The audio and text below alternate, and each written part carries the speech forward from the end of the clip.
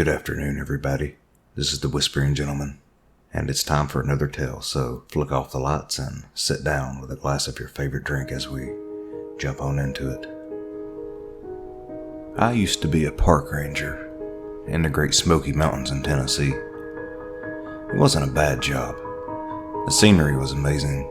I loved to drive up to Kleeman's Dome, overlook and watch the sunrise. Anytime there was a thunderstorm, I headed for that overlook. One of the best things about the job is autonomy. Being left alone to do whatever needs to be done is great, but it doesn't come without its downside.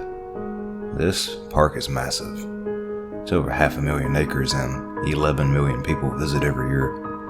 I found out the hard way why the park closes at night. If you've never driven through the Great Smokies on a cloudy, moonless night, you've never experienced true, soul-crushing darkness.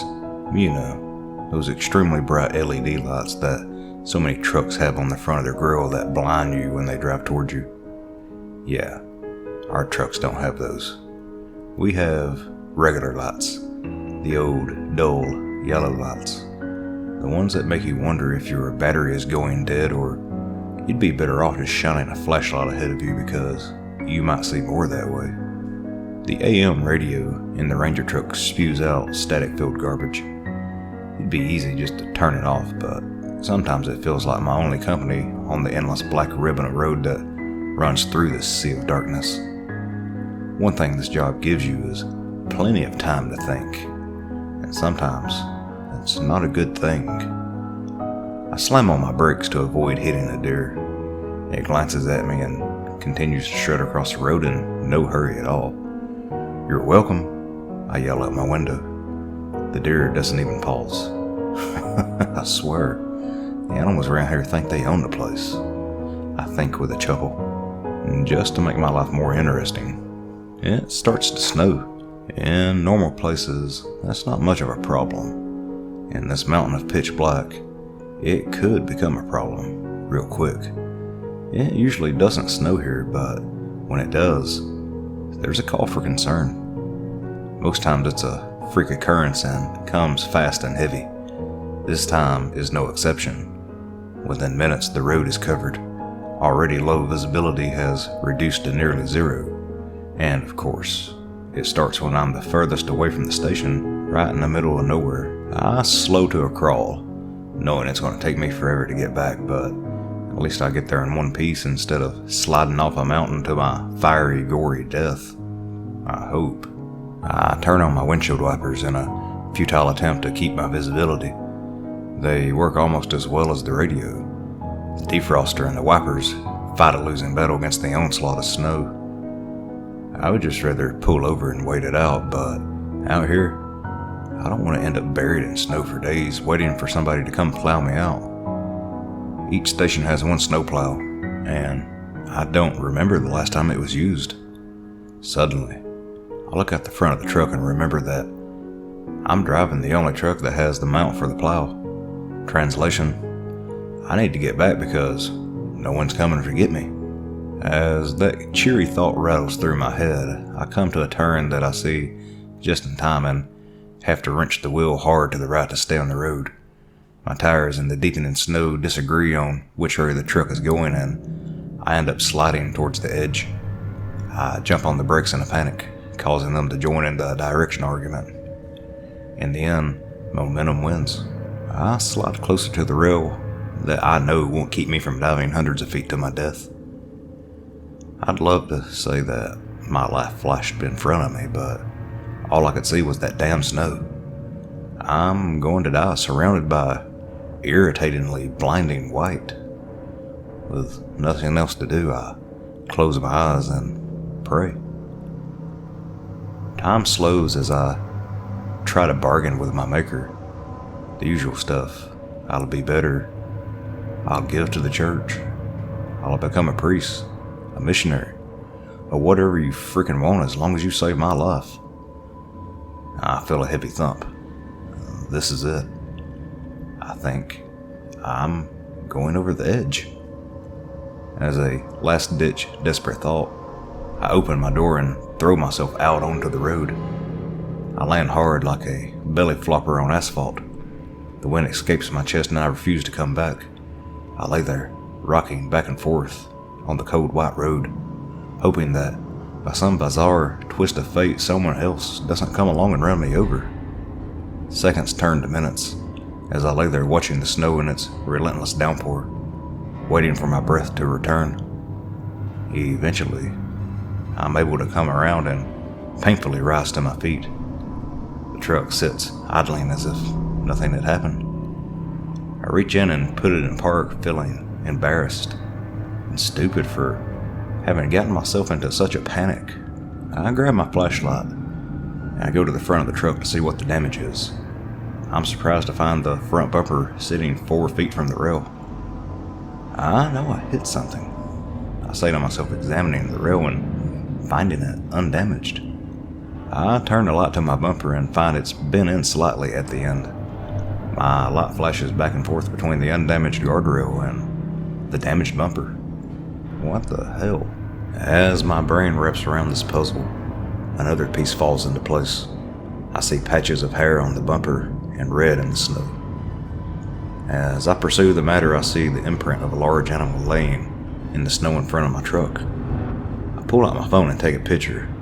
The impression it made is massive. This thing is at least as tall as the truck is wide. Even bigger. Great. I hit a bear, I say sarcastically.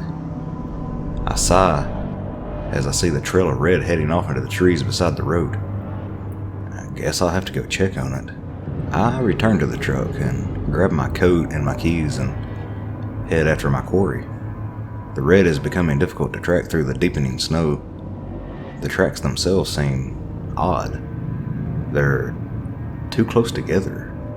It's almost as if the bear is walking on its hind legs. But why would it do that? Did I hurt its front paw or something? I approached the edge of the woods, still following the red tracks. I don't want to go too far into the woods. I'm hoping I can catch a quick glimpse of the bear alive and well, licking a paw, but otherwise okay. Trekking through the dark woods in a snowstorm isn't part of the plan to keep me alive long enough to retire. As I follow the tracks, I notice something else about them. They don't even look like a bear's tracks. In fact, if I would say they look like anything, I'd say it's a dog's tracks. But they're way too big to be a dog. Even a Malamute or a St. Bernard wouldn't make tracks this big. I step into the woods, not intending to go far, and flash the light around. The tracks continue going slightly uphill. No, I say. No, not tonight. I turn to head back to the truck when I hear a loud guttural growl. I slowly turn back and see red glowing eyes staring at me from behind a tree. I shine the light in that direction and see the tracks lead right up to the tree that hides all but the eyes of this creature. It's massive. Its eyes must be 8 feet off the ground. I've never seen anything like this, and I still haven't seen it.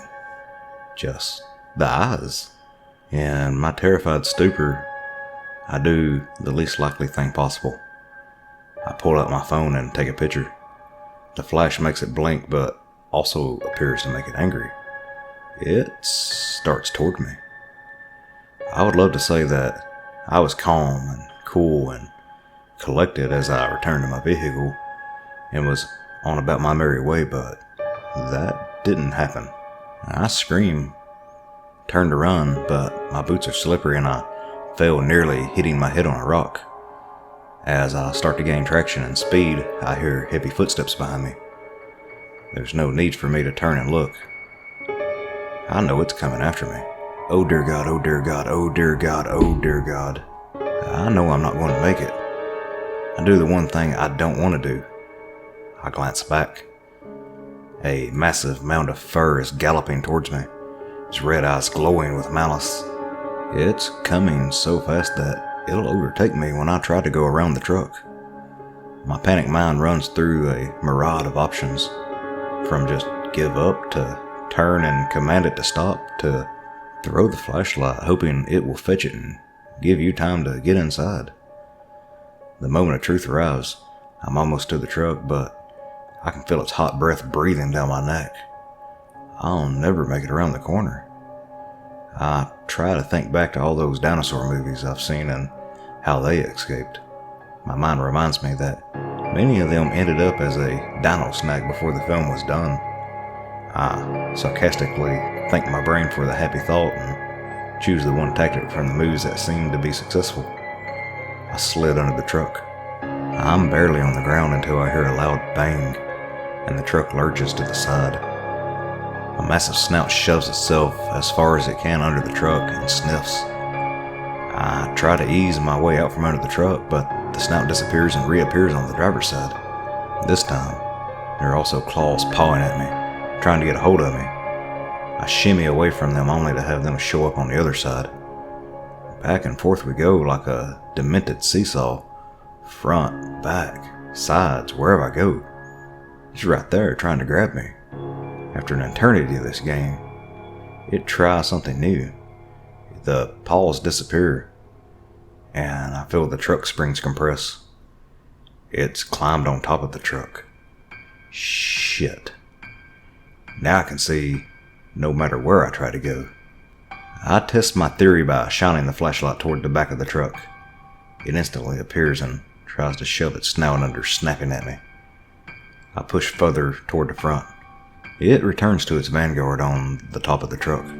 For what seems like an eternity, I lay as still as possible, trying not to move, barely breathing, hoping it will lose interest in me and return to the woods.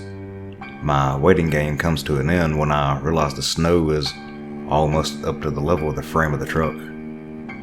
I'm going to lose visibility soon. I know I need to do something. I come up with a desperate and stupid plan. I shine my light at the back of the truck, causing the creature to jump down and claw at me. At the same time, I dig some snow away from the front of the truck to regain visibility. Then I do the same in reverse. I shine the light out of the front and dig at the back. Next, I execute the most desperate and stupid part of my plan. I throw the lit flashlight towards the front of the truck. It bounces near the guardrail, and for a moment, looks like it's going to hit it and bounce back. I freeze in fear as it takes one more bounce and then disappears over the side. The creature leaps down but doesn't shove its snout under the truck. It jumps the guardrail and disappears. I gasp in astonishment that my plan worked. I lay there and marvel. Then my mind kicks my ass. What the hell are you still laying here for? Get in the truck. I jump up, hitting my head on the underside of the truck, and roll out on the driver's side and yank at the door. Of course, it's locked. I fumble with the keys just like I've seen in every horror movie. I used to wonder how those people could suddenly forget how to use a key. Now, I know. After a few failed attempts, I finally managed to open the door and throw myself inside. I start it up and slam it into reverse, then hit the gas and nearly do a full 360 as the tires fight for traction in the foot of snow that has accumulated. I take a deep breath and compose myself before giving it a little gas just enough to get moving and get myself back on the road. This leads me to my next problem. The road is gone. All that remains is a blanket of white snow. Sweat forms on my brow as I start down the road, steering by measuring the distance of the trees to the blank spot that used to be the road. I crawl my way down the mountain this way, slowing to a near stop at any time there is a curve. Unfortunately, it's the Smoky Mountains, so it's all curves. An hour later, it seems like I'm no closer to the station. However, a minor miracle happens. The snow stops. I'm so ecstatic I'm nearly jumping in my seat. I might even make it home alive. I glance in my rearview mirror and those hopes are dashed. In the distance, I see glowing red eyes and they're getting closer. My veins turn to ice as I press down on the accelerator. After sliding through a turn, barely remaining in control of the vehicle, I realize I can outrun it. I slow down, but only a little. On the few straight spots in the road, I speed up, but then have to slow way down when I get to a curve. On the straight stretches is the only time I can afford a glance into the mirror. Each time I do, the eyes are still there, and they're a little closer. I inch my way closer to the station, clinging to the desperate hope that I can make it there before this thing catches and devours me. I look at my odometer and realize I'm only 5 miles from the station. It might as well be a million. I sigh as I glance back and see the red eyes have gotten considerably larger. There's a sharp turn coming up. I know I have to slow down for it. I know that thing will catch up when I do. I also know that there is a steep drop off at this turn. I'm stuck. No matter what I do, it's going to end badly. I do what has to be done. I slow down enough to keep from sliding off the edge. When I straighten out and glance back, the eyes are gone. Could it have slipped off the edge? My hopes rise, then suddenly plummet as I see the red eyes beside me. The monster is running beside the truck. It slams into the door, making a huge dent. It slams again and shatters the window.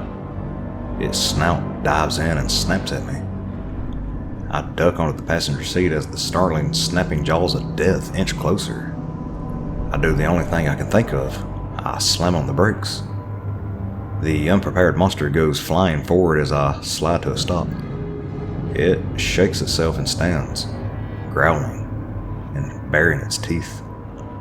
I jump on the gas pedal and try to give it as much speed as possible and run it over. The truck leaps in the air as the tires pass over the massive monster. I don't slow down until I have to. After I make it through the curve, I look back. I don't see the glowing eyes. I hazard a glance out the window and see nothing but snow. I can't trust the quiet. I'm so paranoid I'm shaking.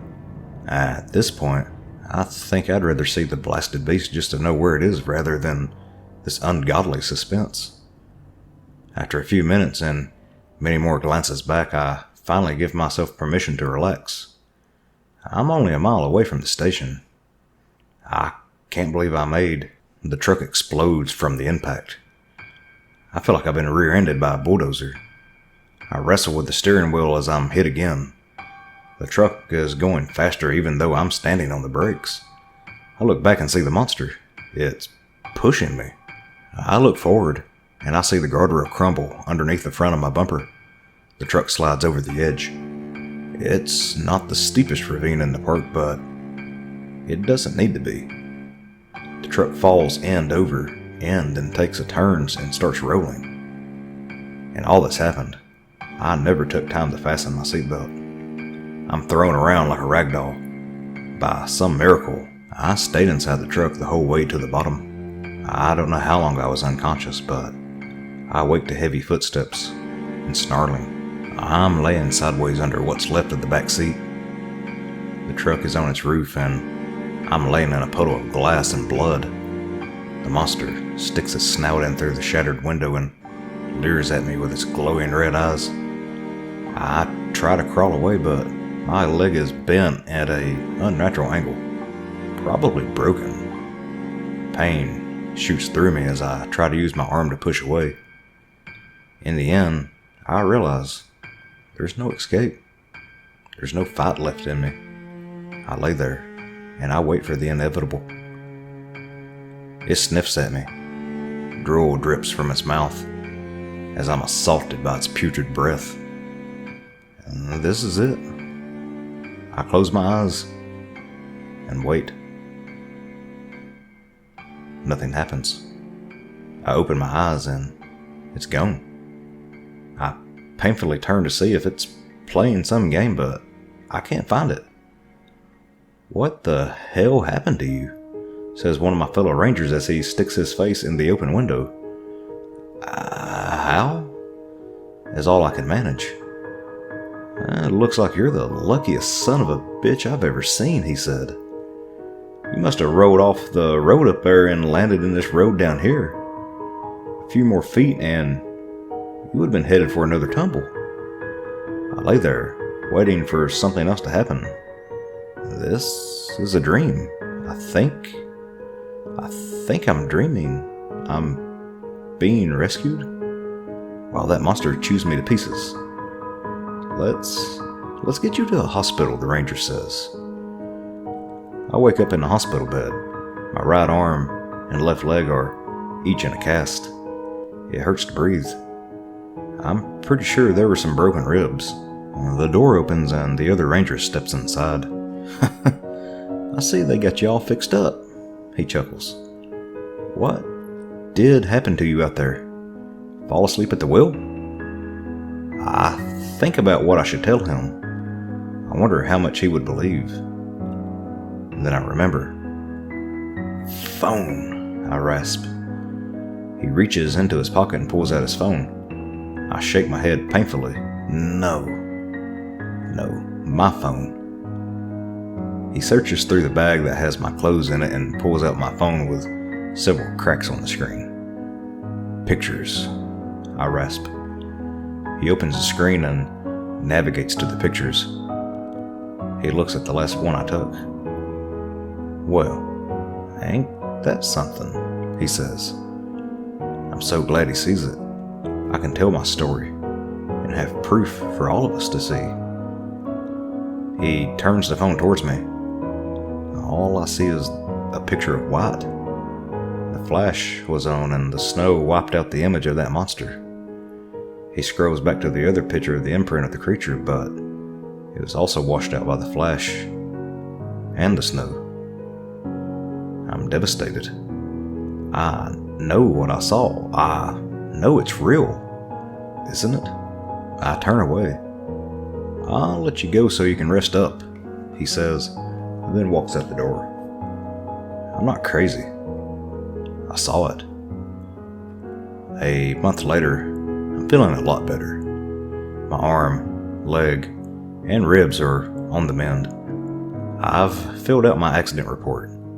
I didn't mention anything about a creature. The crash was caused by me slipping on the snowy road.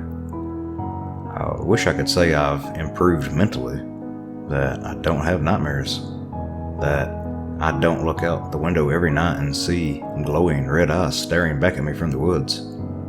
But I can't say that. It would be a lie. I know it's hunting me down, and I know it's waiting for me.